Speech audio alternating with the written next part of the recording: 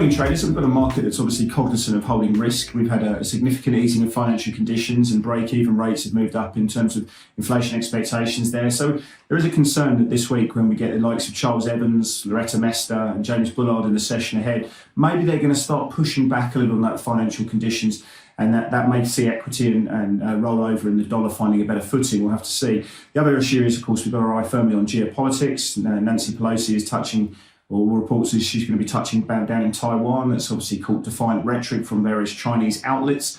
The ISM manufacturing number in the US was certainly watched very closely indeed, and that beat expectations, but sure, a decline in terms of that growth to 52.8. You've got the prices paid element there dropping 18 points, which is actually the fourth biggest drop on record there. In the session ahead, we will be watching the JOLTS report in the US, so that's going to be looking at job openings and quit rates and see if that continues to plateau.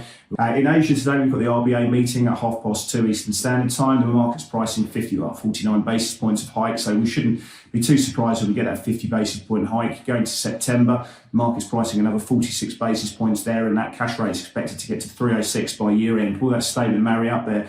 Look at the daily chart of the Aussie dollar. We're holding that bullish channel at the moment going into the RBA meeting. We found good support into the 8-day exponential moving average.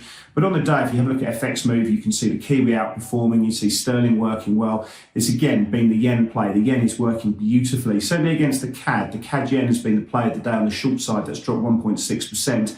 That's really been helped lower by an easing of crude prices. You can see Brent prices down nearly 4%, WTI prices down nearly 5%. But you can see that testing that April or March-April lows and good support coming through.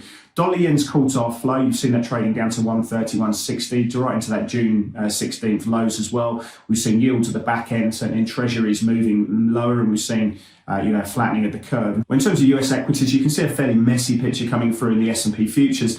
In terms of sectors, well, energy's been under pressure. You've seen some of the defensive areas working a little bit better. Should read through to a slightly weaker picture coming through on the Asian Open playing through. Of course, we've got all eyes on the RBA, as we talked about earlier there. Let's see how that goes.